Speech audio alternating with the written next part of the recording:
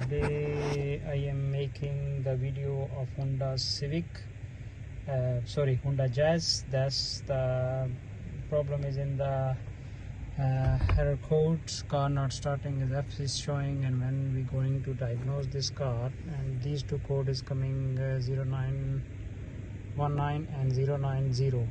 That's two code is coming like saying transmission shift change, actuator, neutral position, running timeout, and transmission shift changing, actuator, neutral position, learn value out of range.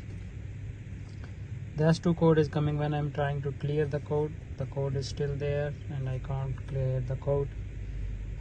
If you have the problem of this one, you have to bring to us and we can repair your car. It take like 2-3 hours and car will be ready, and we can repair it, we can take it out and put back.